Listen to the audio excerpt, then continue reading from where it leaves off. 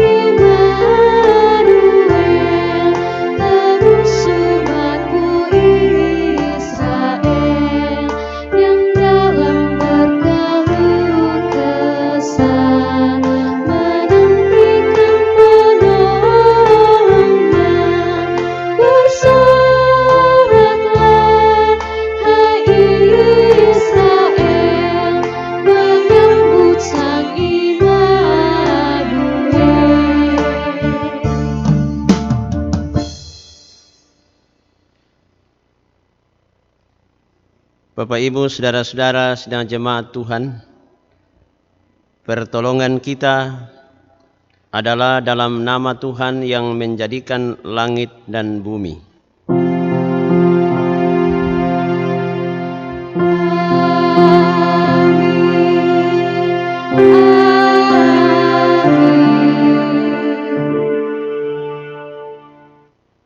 Salam sejahtera bagi kamu sekalian.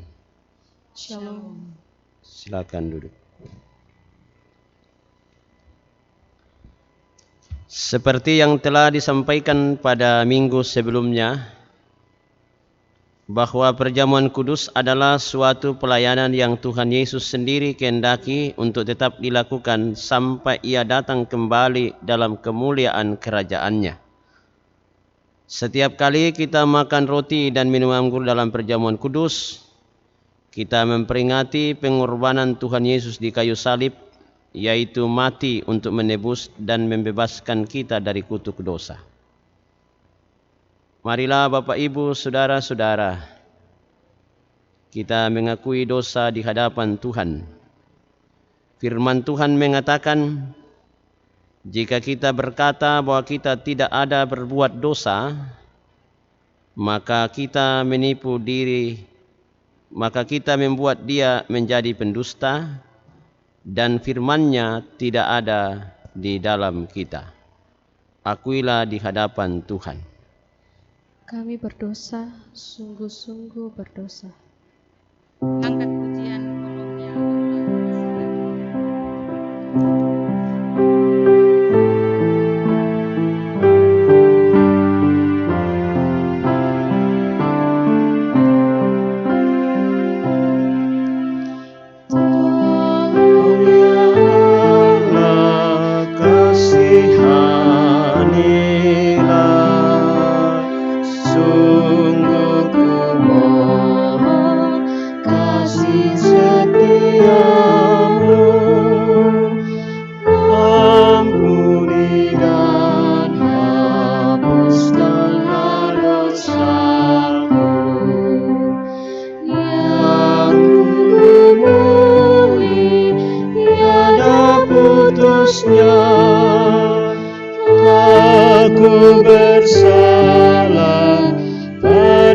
dirimu, padamu pula aku mau mengaku, adil Engkau dalam masalahku, suci dan murni di hukuman-Mu.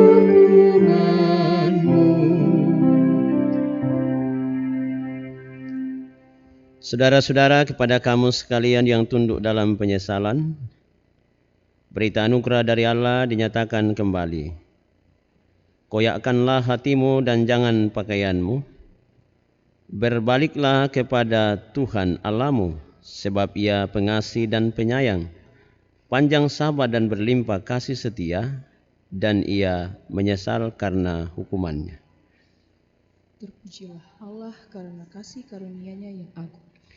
Dengarkanlah petunjuk hidup baru, terang yang sesungguhnya yang menerangi setiap orang sedang datang ke dalam dunia. Berjalanlah dalam terang itu. Kita akan bermazmur secara berbalasan dari Mazmur 126 ayat pertama hingga ayatnya yang ke-6. Nyanyian ziarah.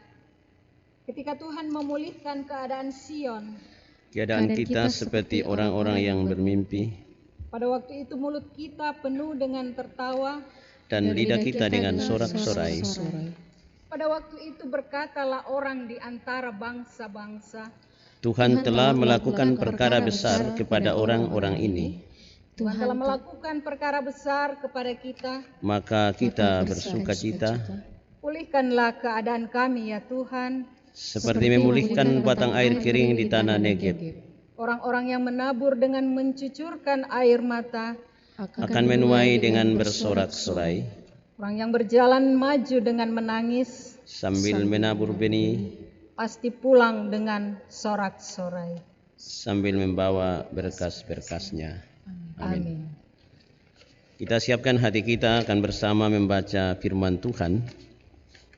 Yang pertama dari Yesaya 61 ayat 1 sampai 4, dilanjutkan dalam ayat 8 sampai 11.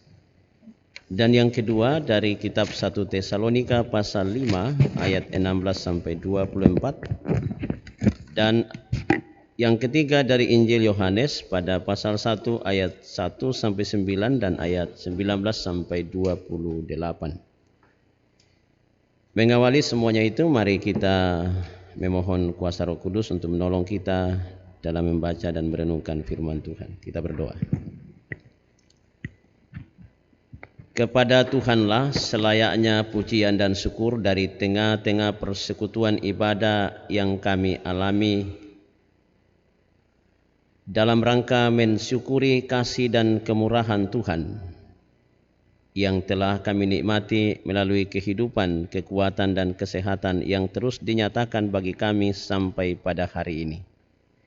Terima kasih untuk ruang dan waktu yang kami nikmati ini, di dalamnya kami memuji-muji nama-Mu sebagai jawaban iman kami dan akan bersama-sama merenungkan firman Tuhan hari ini. Kami percaya Roh Kudus akan berkuasa atas hati dan pikiran kami sekalian, sehingga dapat memahami dengan baik dan benar maksud Tuhan bagi kami melalui firman-Nya hari ini. Dan oleh kuasa Roh Kudus kami yakin akan dituntun untuk kemudian memahami dengan baik, menghayati dan terus-menerus melakukannya. Berfirmanlah, kami telah sedia mendengar, dalam nama Yesus firman yang hidup. Amin.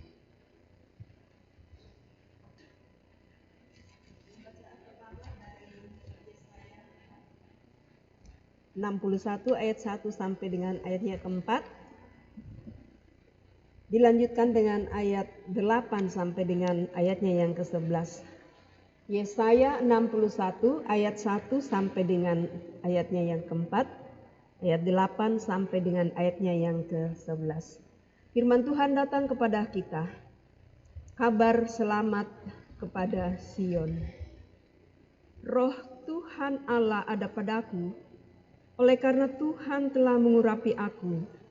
Ia telah mengutus aku untuk menyampaikan kabar baik kepada orang-orang sengsara dan merawat orang-orang yang remuk hati, untuk memberitakan pembebasan kepada orang-orang tawanan dan kepada orang-orang yang terkurung kelepasan dari penjara, untuk memberitakan tahun rahmat Tuhan dan hari pembalasan Allah kita, untuk menghibur semua orang berkabung, untuk mengaruniakan kepada mereka perhiasan kepala ganti abu, minyak untuk pesta ganti kain kabung, nyanyian puji-pujian ganti semangat yang pudar, supaya orang menyebutkan mereka pohon tarbantin kebenaran, tanaman Tuhan, untuk memperlihatkan keagungannya. Mereka akan membangun reruntuhan yang sudah berabad-abad dan akan mendirikan kembali tempat-tempat yang sejak dahulu menjadi sunyi. Mereka akan membaharui kota-kota yang runtuh, tempat-tempat yang telah turun-temurun menjadi sunyi. Sebab aku, Tuhan, mencintai hukum dan membenci perampasan dan kecurangan. Aku akan memberi upahmu dengan cepat. Aku akan memberi upahmu dengan tepat dan akan mengikat perjanjian abadi dengan kamu. Keturunanmu akan terkenal di antara bangsa-bangsa dan anak cucumu di tengah-tengah suku-suku bangsa, sehingga semua orang yang melihat mereka akan mengakui bahwa mereka adalah keturunan yang diberkati Tuhan. Aku bersukaria di dalam Tuhan, jiwaku bersorak-sorai di dalam Allahku, sebab Ia mengenakan pakaian keselamatan kepadaku dan menyelubungi aku dengan jubah kebenaran, seperti pengantin laki-laki yang mengenakan perhiasan kepala dan seperti pengantin perempuan yang memakai perhiasannya. Sebab seperti bumi memancarkan tumbuh-tumbuhan dan seperti kebun menumbuhkan benih yang ditaburkan, demikianlah Tuhan Allah akan menumbuhkan kebenaran dan puji-pujian di depan semua bangsa-bangsa. Demikianlah firman Tuhan. Yang berbahagia adalah kita yang diberi kesempatan untuk mendengarkan dan melakukannya dalam kehidupan kita. Haleluya, amin.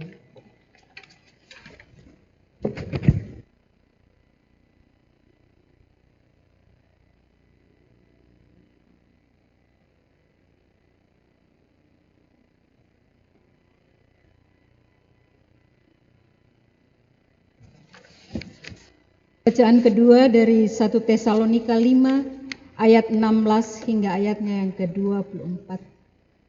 Firman Tuhan, bersukacitalah senantiasa, tetaplah berdoa. Mengucap syukurlah dalam segala hal, sebab itulah yang dikehendaki Allah di dalam Kristus Yesus bagi kamu. Janganlah padamkan roh dan janganlah anggap rendah nubuat-nubuat. Ujilah segala sesuatu dan peganglah yang baik. Jauhkanlah dirimu dari segala jenis kejahatan. Semoga Allah damai sejahtera menguduskan kamu seluruhnya, dan semoga roh, jiwa dan tubuhmu terpelihara sempurna dengan tak bercacat pada kedatangan Yesus Kristus Tuhan kita. Ia yang memanggil kamu adalah setia, Ia juga akan menggenapinya. Demikian sabda Tuhan.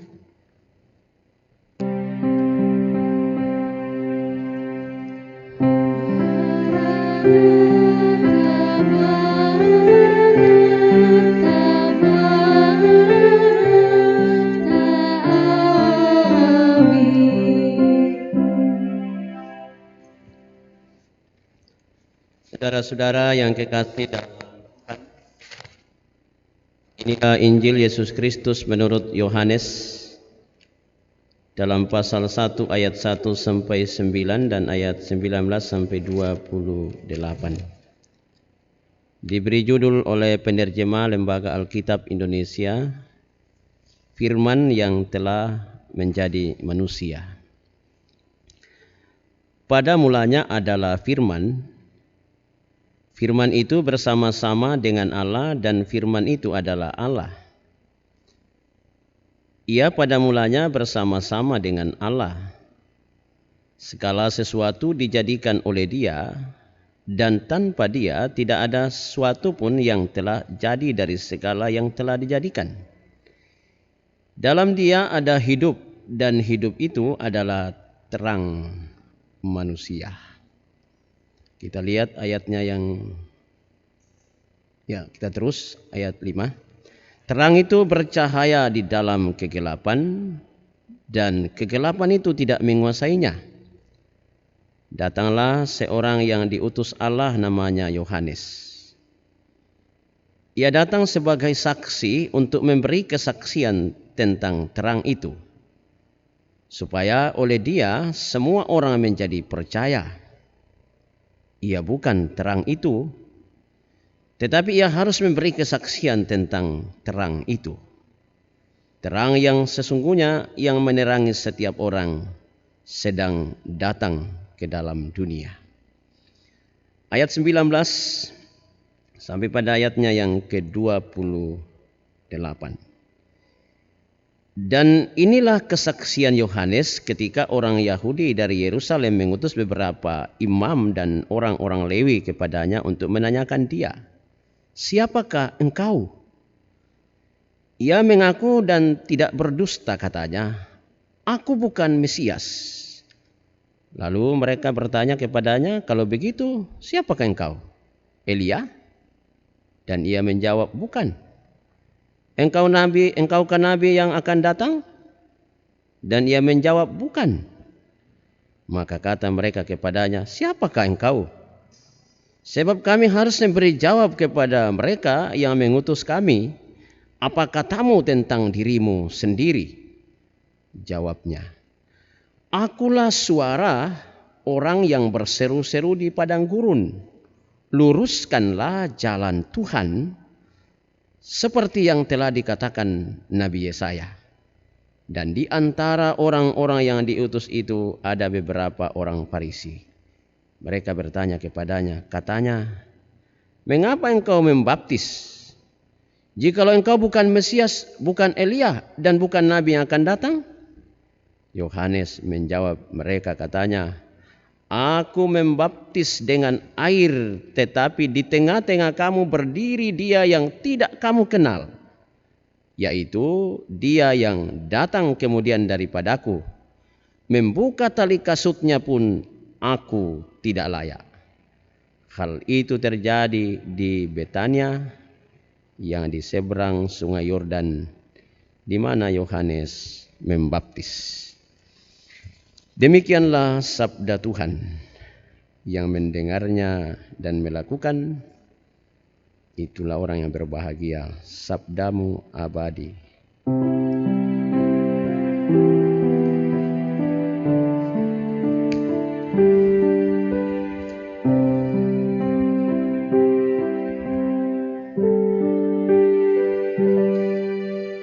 Sabdamu semua harta tak terduga, sungguh memberkati yang membuka hati.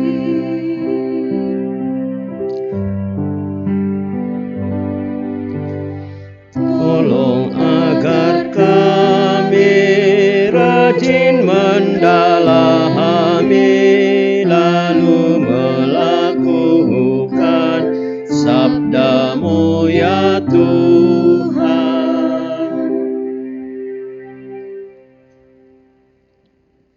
Selamat pagi. Shalom Bapak Ibu Saudara-saudara, selamat hari Minggu di mana saja kita berada, entah di gedung gereja ini maupun di rumah masing-masing.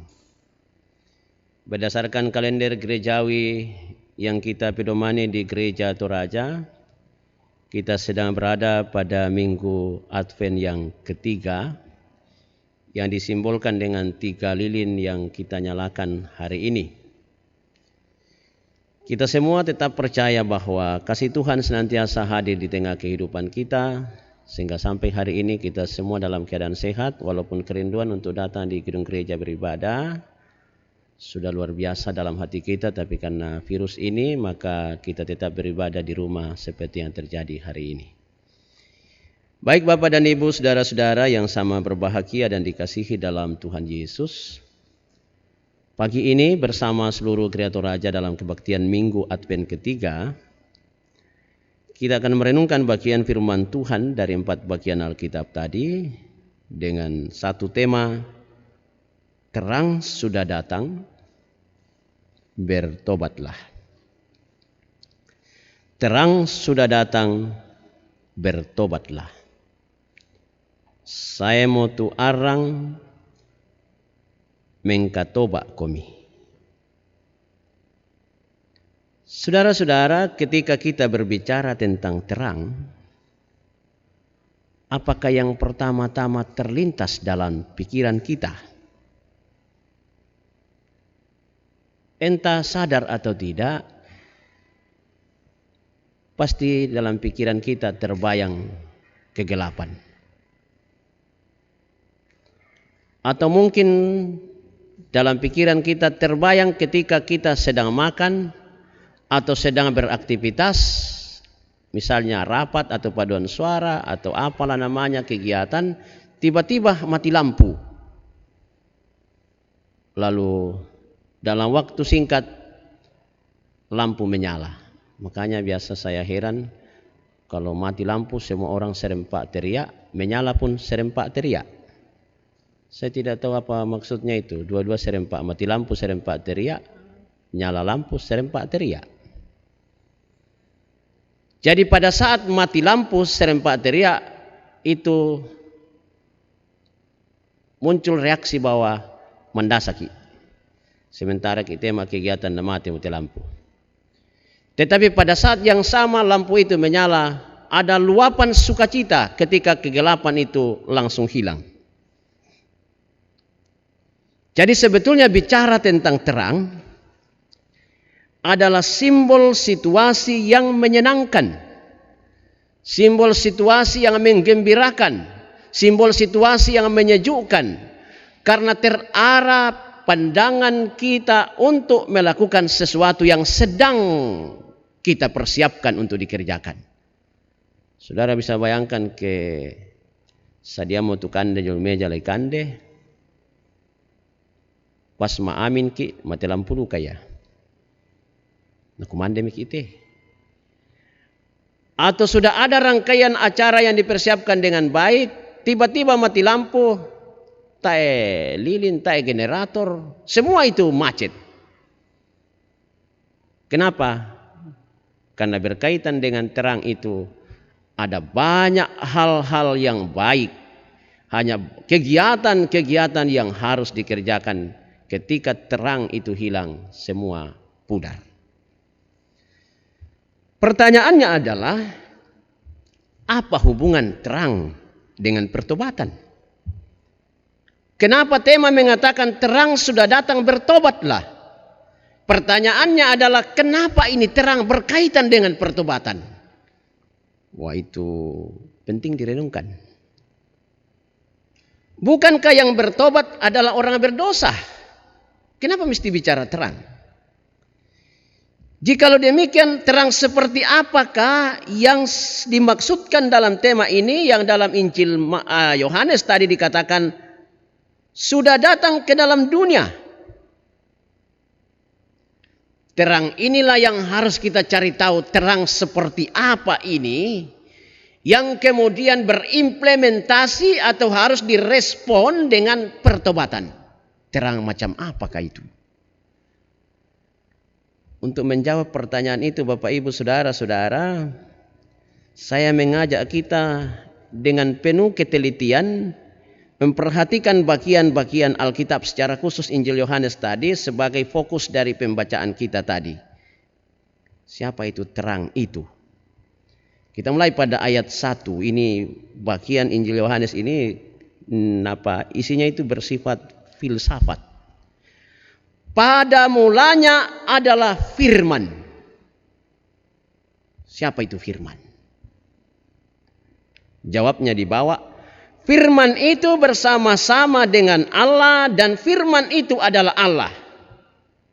Ternyata Yohanes pasal 1 ayat 1 mengatakan pada mulanya adalah firman, dan siapa itu firman? Firman itu ialah Allah. Perhatikan saudara-saudara, mulai hari pertama sampai hari kelima, semua isi alam semesta ini dicipta Allah hanya dengan berfirman.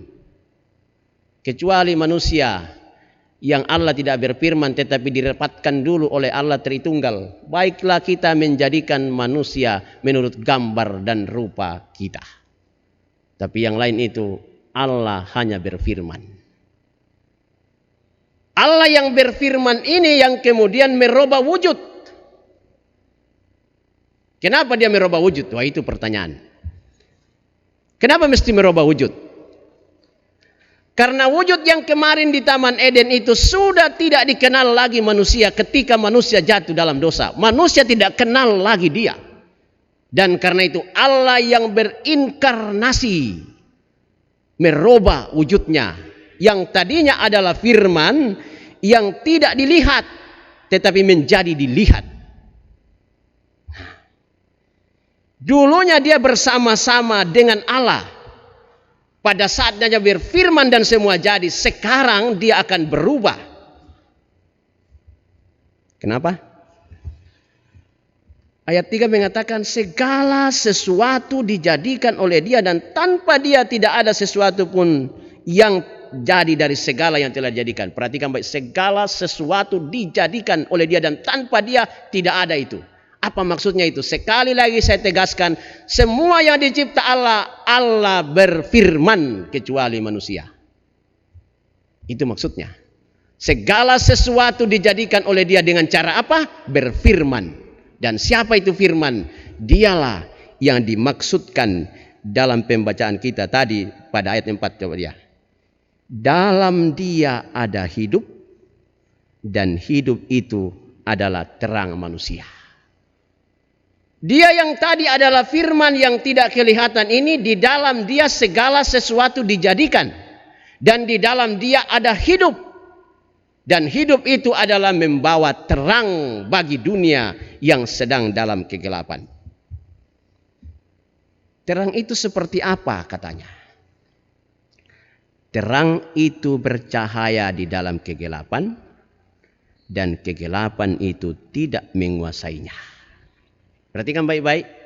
Terang itu bercahaya. Cahayanya menguasai kegelapan.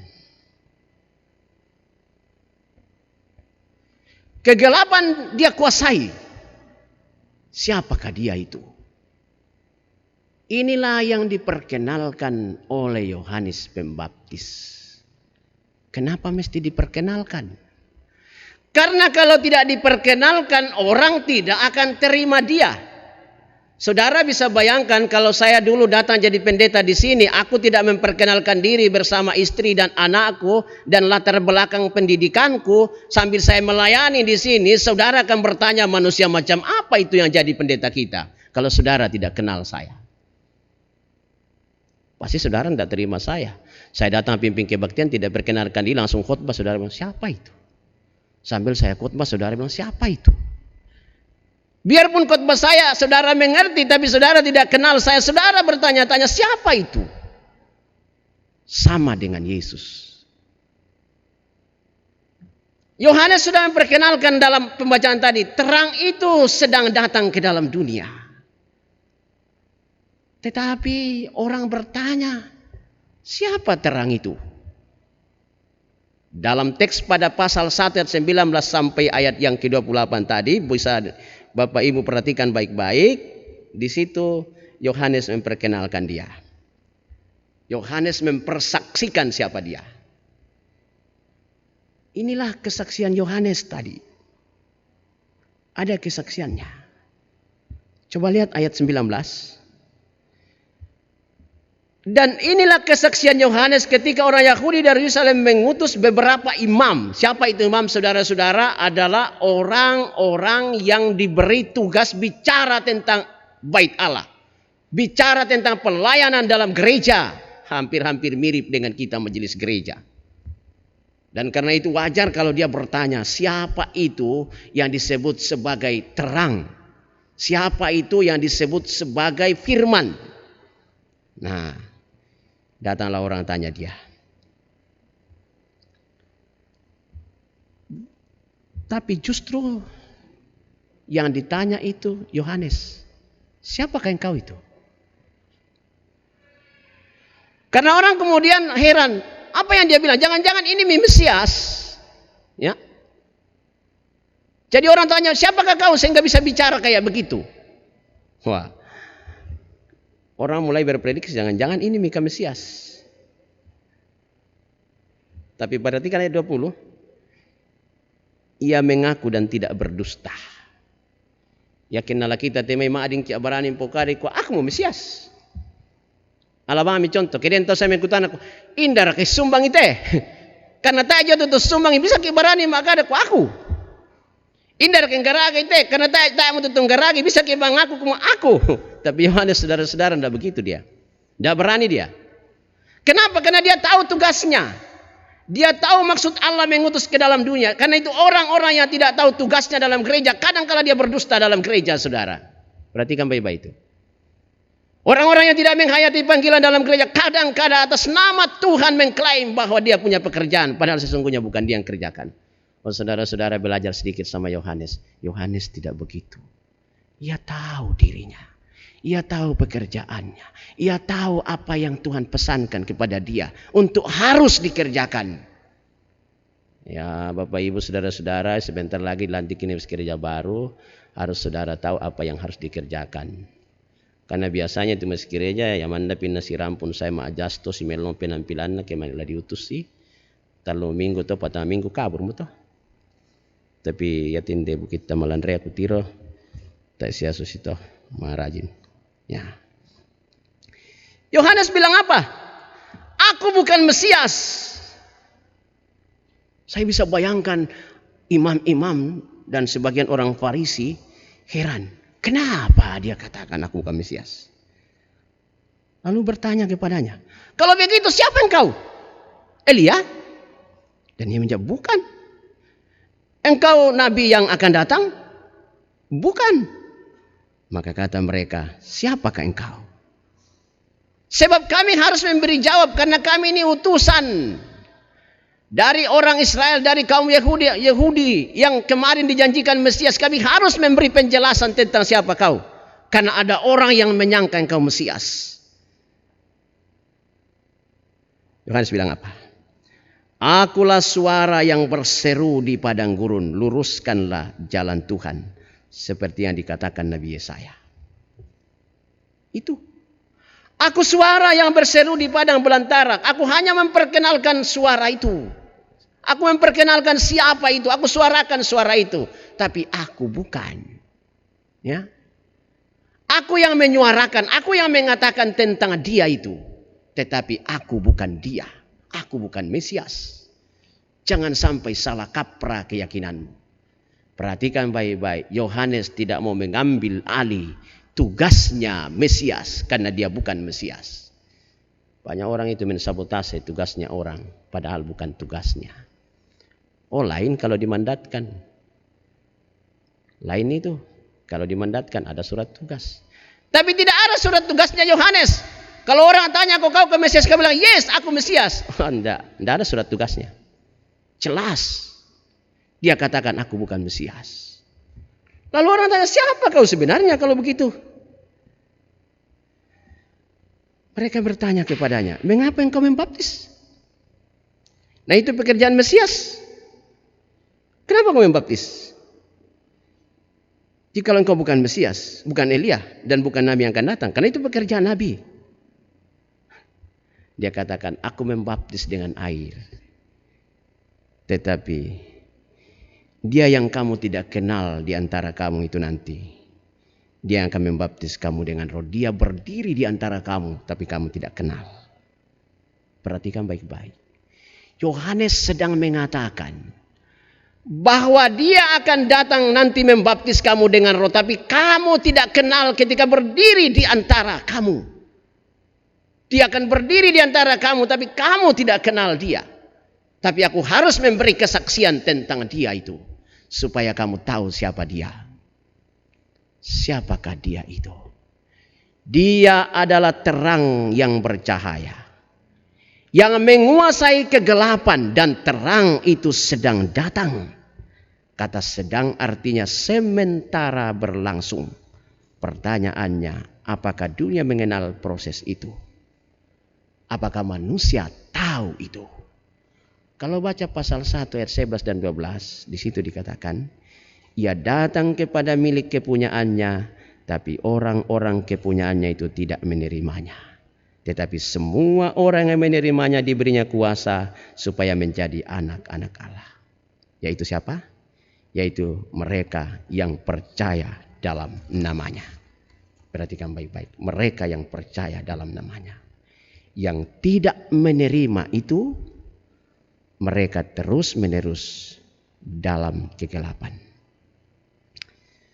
Saudara-saudara, Yohanes menyikapi hal ini karena ia mau supaya umat Allah tahu bahwa ia datang membawa terang yang dimaksudkan dinubuatkan dalam Yesaya 61 terjadi tahun pembebasan.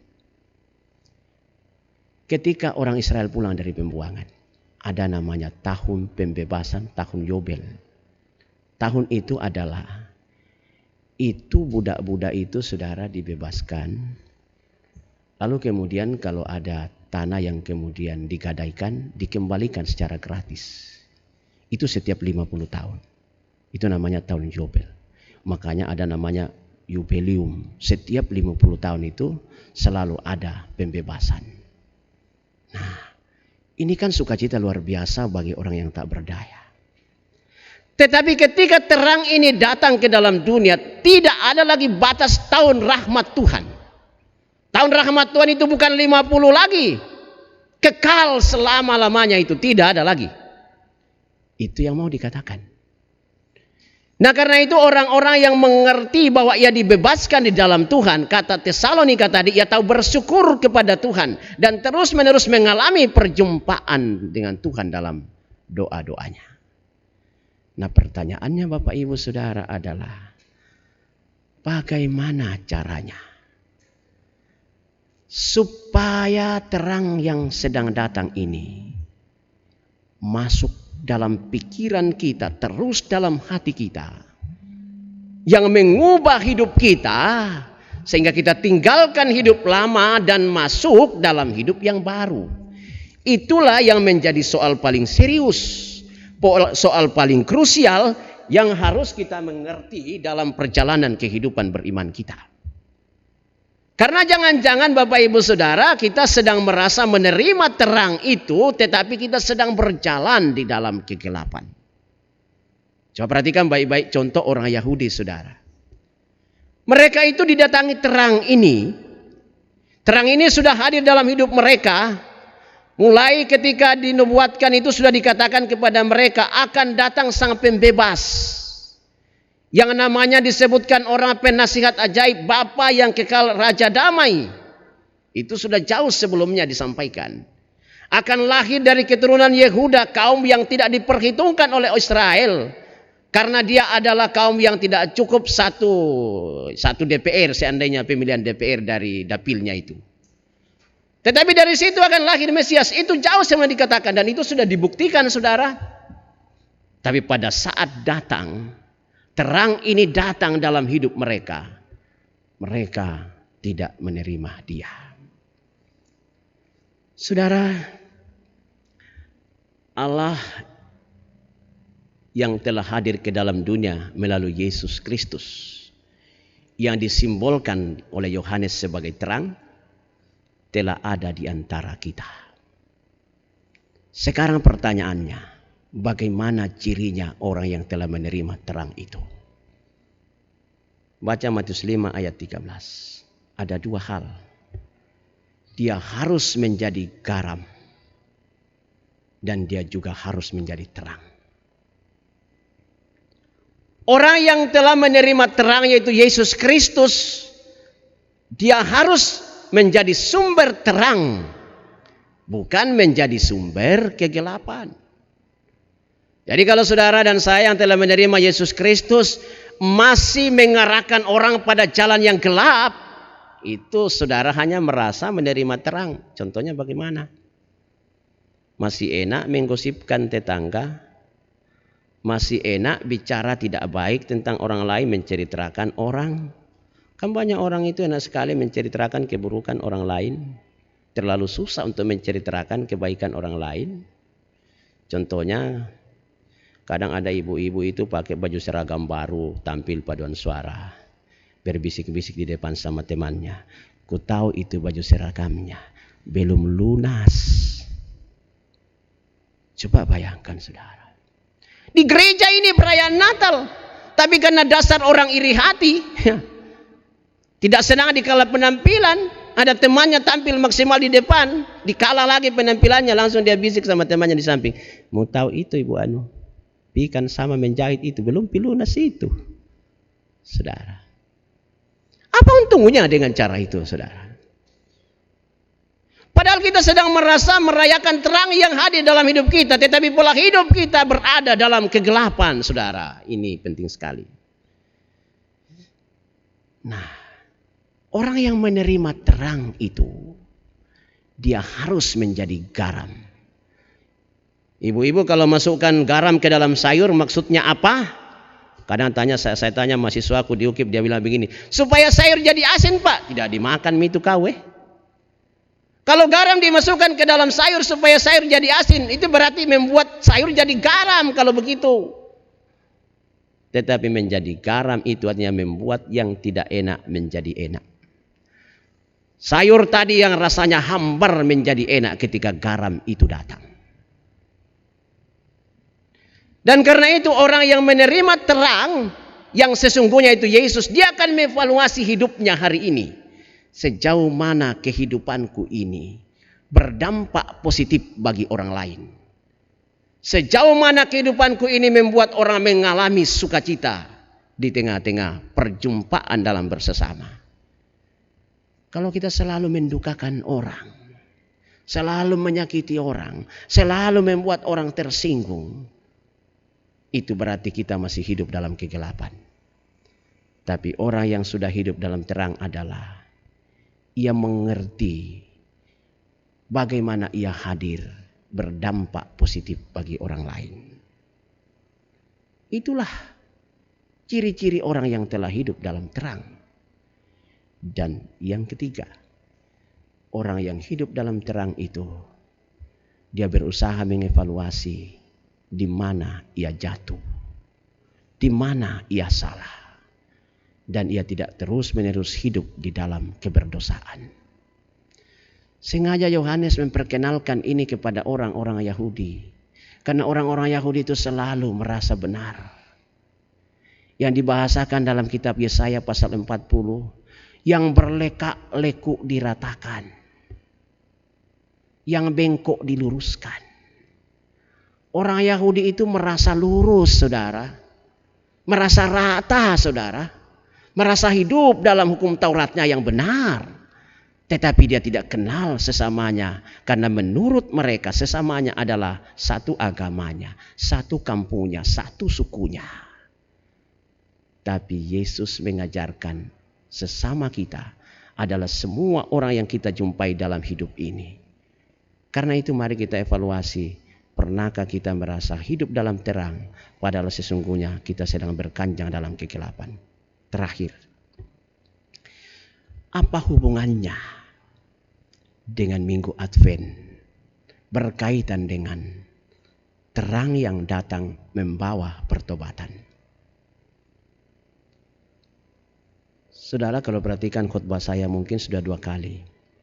Satu dari channel Tongkonan Sangulele, satu dalam sambutan di PWGT Klasis waktu Natal. Saya katakan seperti ini.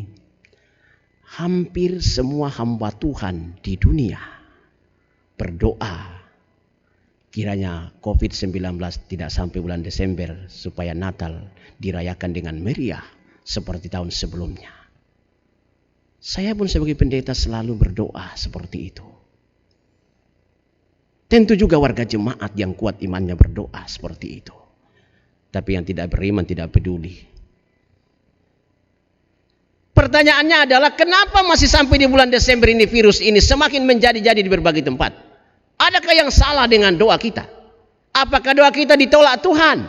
Oh tidak saudara. Saya imani doa kita diterima Tuhan, tapi jawabannya berbeda dengan apa yang kita maksudkan. Pertanyaannya adalah, kira-kira apa maksud jawaban Tuhan terkait dengan permintaan kita yang berbeda yang Ia berikan kepada kita? Saya berefleksi sedikit, saudara.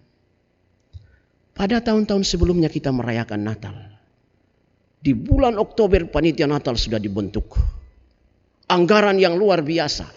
Mulai orang bertengkar Natal di hotel atau di gedung gereja, atau bikin tenda di halaman? Berapa biaya konsumsi?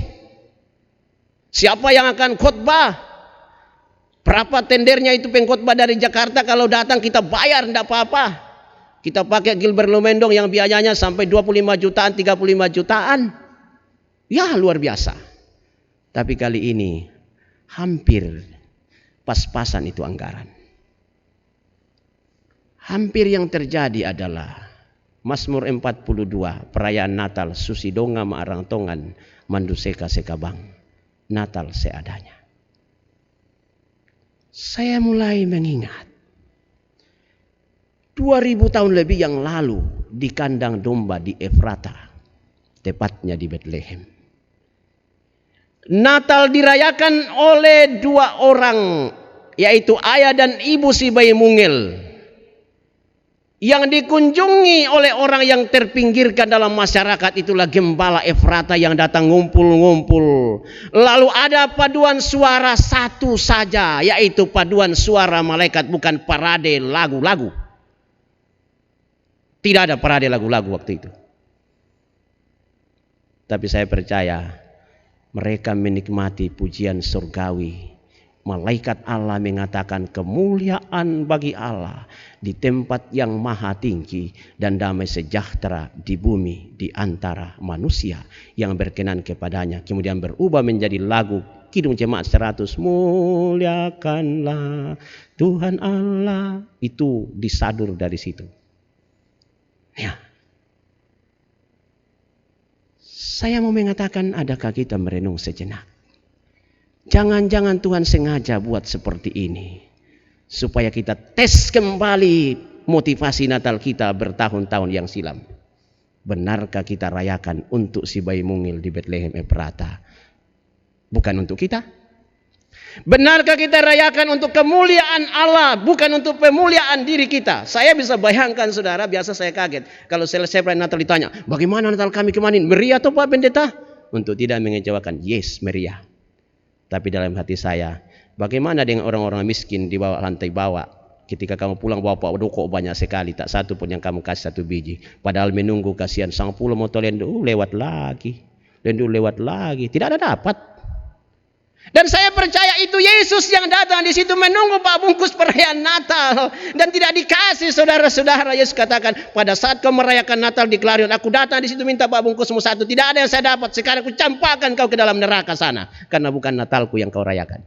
Tapi itu hanya contoh praktis saudara. Tapi jangan-jangan kita tidak bertobat dengan cara itu. Karena menurut apa yang saya imani, COVID-19 ini didatangkan Tuhan. Karena manusia tidak lagi belajar memanusiakan manusia, membuat manusia yang tak berdaya menjadi kuat.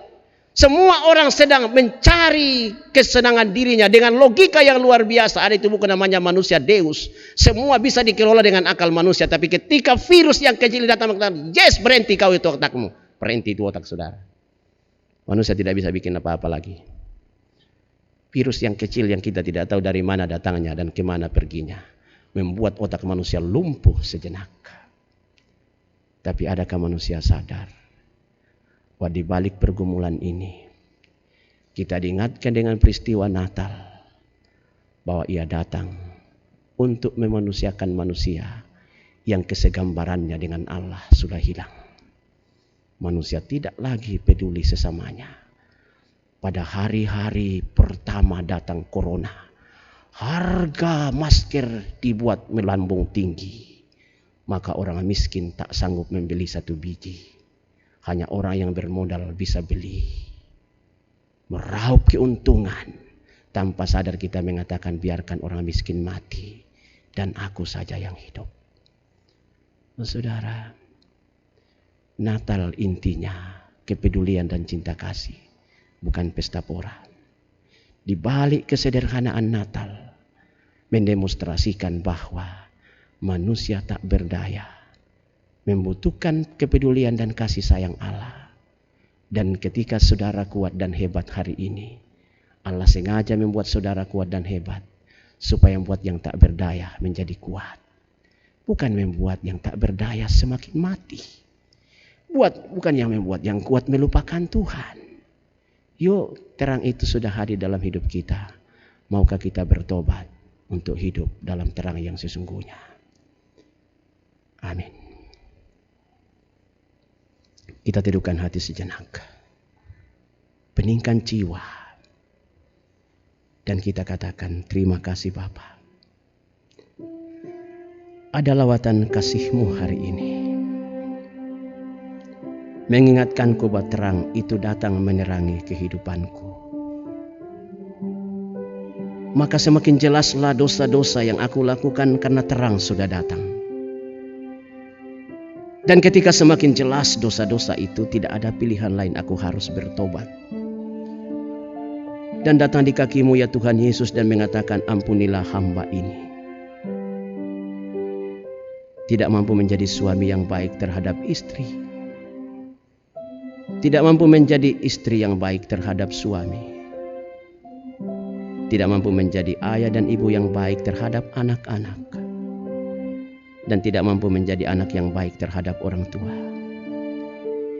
Tidak mampu menjadi pelayan yang tulus di dalam gereja-Mu. Tidak jujur di tempat kerja, mengabdikan diri sebagai panggilan dari Tuhan. Terang itu datang membuka semuanya di hadapanku. Kini aku semakin disadarkan bahwa sungguh luar biasa kasih-Mu Tuhan, yang mengizinkanku mengenal keberdosaanku. Syukur kepada-Mu Bapa.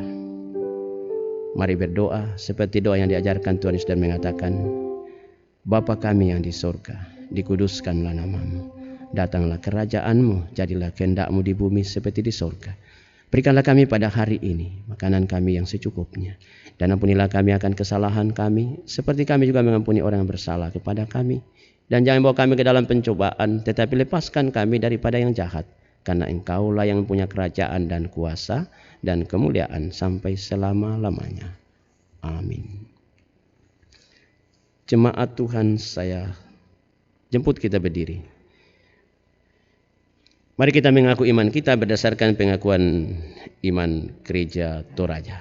Oleh anugerah Allah dan oleh kuasa Roh Kudus, Gereja Toraja mengaku bahwa pengakuan ini dijabarkan dalam pengakuan Gereja Toraja bahwa kepada manusia yang ditebus, dikuduskan dan dipanggil menjadi umat Allah untuk disuruh ke dalam dunia bagi pekerjaan penyelamatan menuju zaman akhir. Amin. Silakan duduk.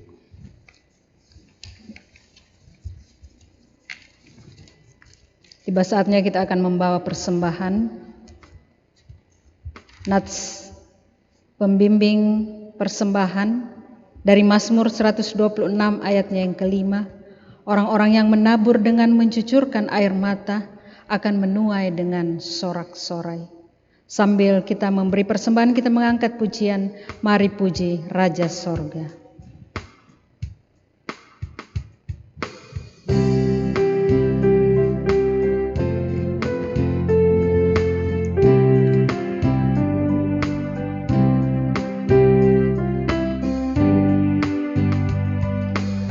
Mari puji Raja Sorga, persembahan bawalah di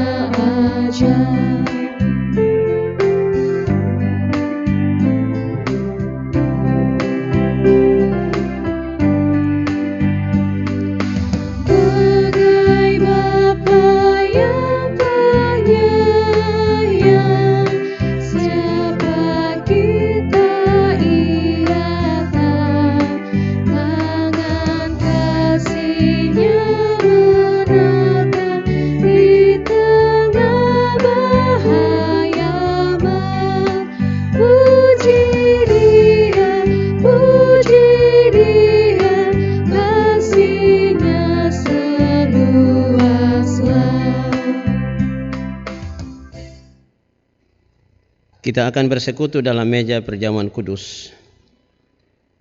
Roti dan anggur dalam perjamuan kudus hendaknya kita terima sebagai tanda dan meterai dari kasih dan kesetiaannya kepada kita. Di dalam perjamuan kudus ditegaskan kepada kita bahwa Tuhan kita Yesus Kristus melalui pengorbanannya yang sempurna telah membebaskan kita dari sumber segala kesusahan yaitu dosa. Suatu perjanjian baru diadakannya dengan kita dan rohnya yang menghidupkan itu dikaruniakannya kepada kita supaya kita dapat hidup dengan dia dalam suatu persekutuan yang benar. Ia menghubungkan kita seorang dengan yang lain dalam kasih yang benar yang patut dinampakkan dalam hidup kita melalui perkataan dan perbuatan. Marilah kita bersama-sama berdoa. Ya Allah yang Maha Kasih dan Bapa kami dalam Tuhan Yesus Kristus, kami mohon Engkau kiranya bekerja dalam hati kami melalui roh-Mu, supaya dalam perjamuan kudus ini kami dengan penuh kepercayaan menyerahkan diri kepada anak-Mu Yesus Kristus. Kenyangkan dan segarkan hati kami dengan roti surgawi yaitu Yesus Kristus, supaya kami mampu menanggung salib dan mengiring Engkau. Kuatkanlah kami supaya dosa tidak lagi menguasai kami. Kiranya Kristuslah yang berkuasa atas hidup kami dan kami hidup dalam Dia. Ya Bapa yang rahmani, kuatkanlah dan anugerahilah kami pengampunan dalam menanti kedatangan Tuhan yang akan menyambut kami. Hiburkan kami untuk mampu bertahan dalam memikul salib, menyangkal diri kami dan mengaku penebus kami, serta melihat kepadamu baik dalam suka maupun dalam duka. Amin. Kita persiapkan diri kita masuk dalam perjamuan kudus dan bersama-sama kita nyanyikan lagu Semua Yang Letih Lesu.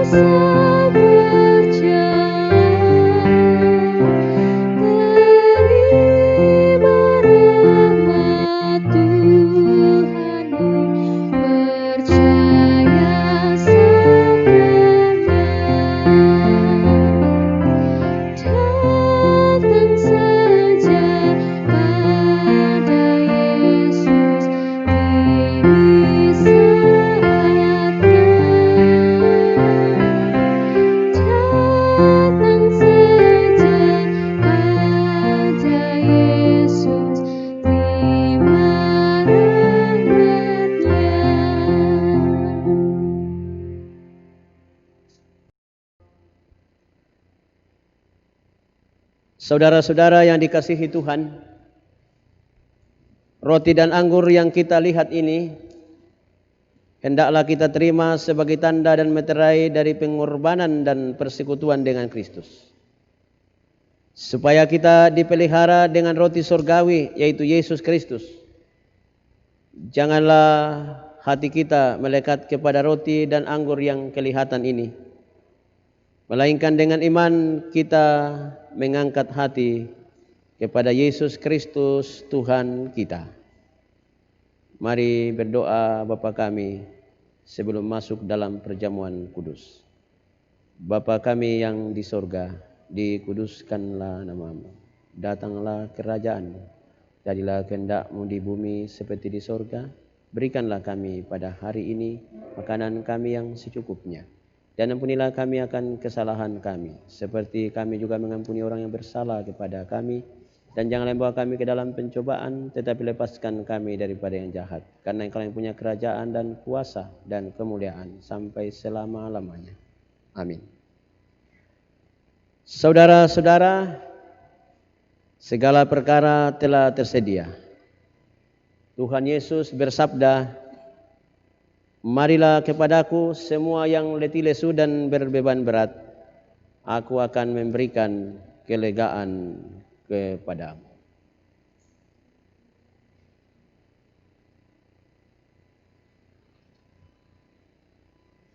Saudara-saudara, roti yang kita pecah-pecahkan ini adalah persekutuan kita dengan tubuh Kristus.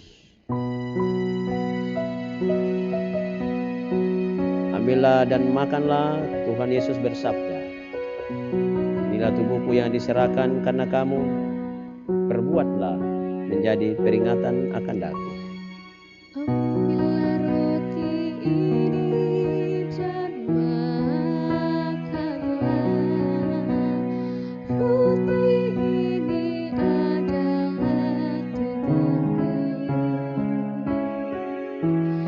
tubuh serta darah Tuhan Yesus diberi, lambang kasih yang tak terperi.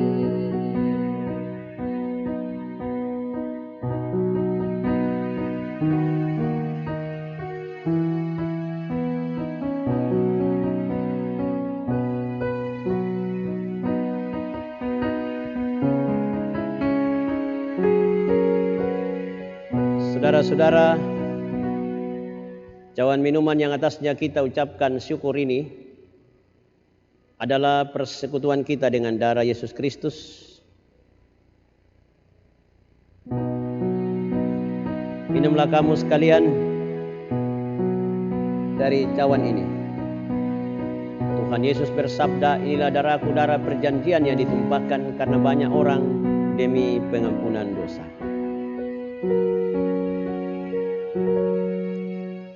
Ambillah anggur ini dan minumlah, semua kamu minum dari sini.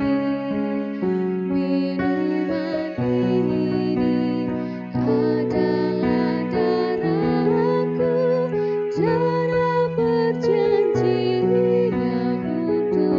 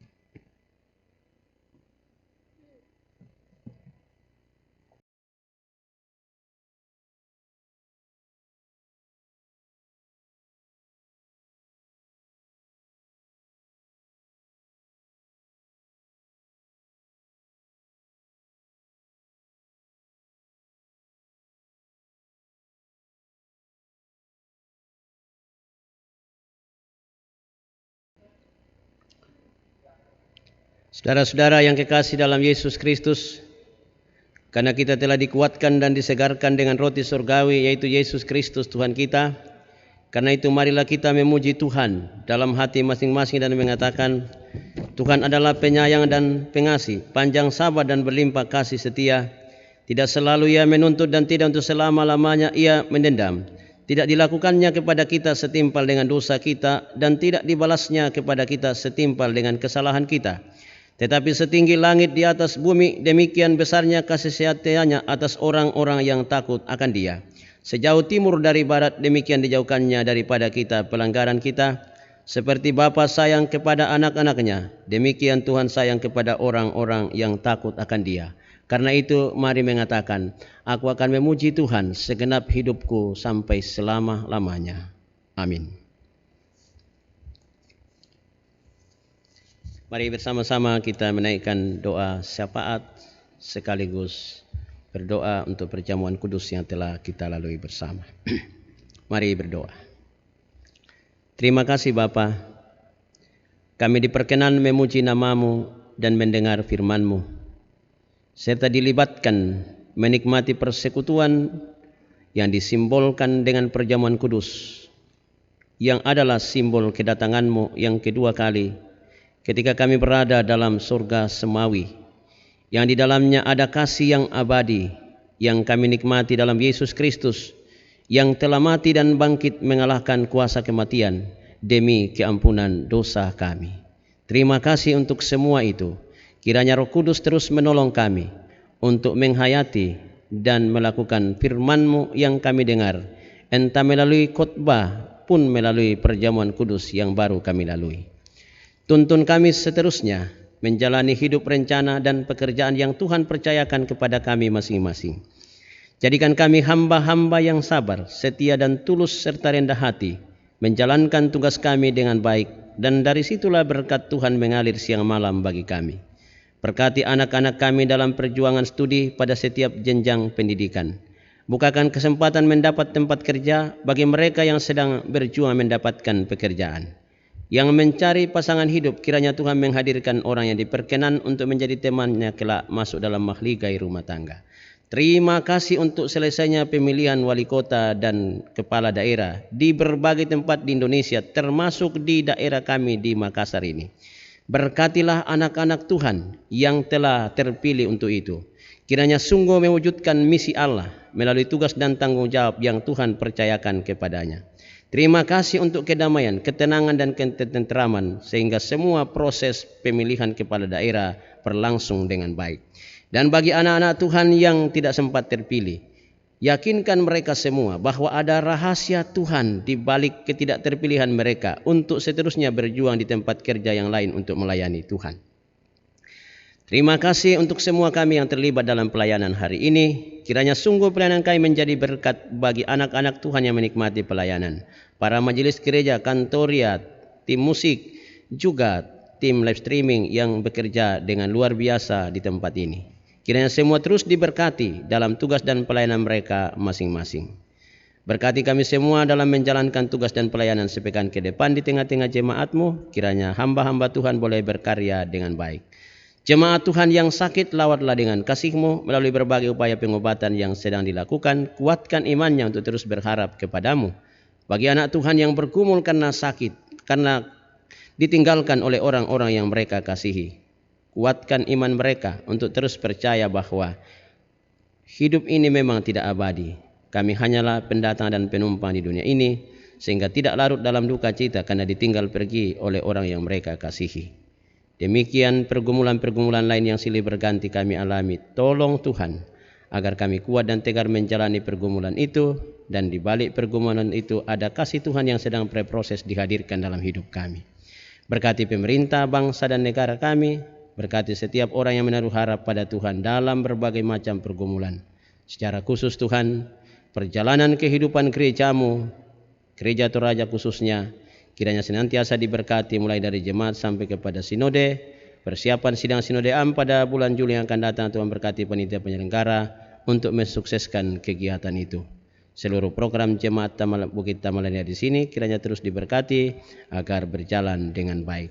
Setelah ibadah, kami akan kembali ke dalam aktivitas kami masing-masing. Tolonglah kami Tuhan, agar kami senantiasa kuat dan sehat menjalankan tugas dan tanggung jawab kami masing-masing.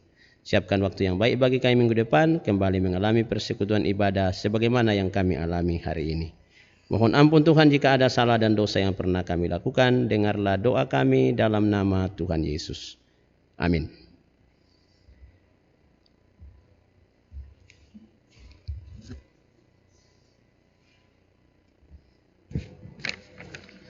Segenap majelis dan jemaat Bukit Amalan Raya mengucapkan terima kasih kepada Bapak Pendeta Lukas Dayung MTH yang telah mengangkat pelayanan pada pagi hari ini.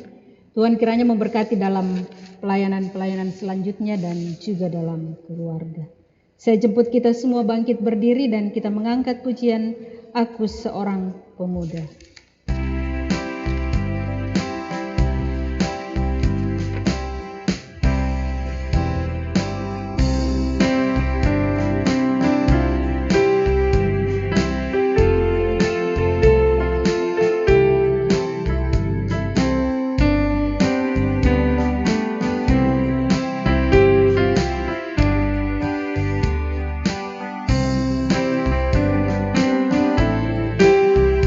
Hidup di zaman yang penuh keluh, kemampuan yang terbatas, modal pun tiada, namun kasih Yesus menguatkanku. Aku seorang pemuda, tiada mengenal putus asa. Tenagaku, pikiranku yang ku persembahkan hanya bagi Yesus Kristus Tuhan.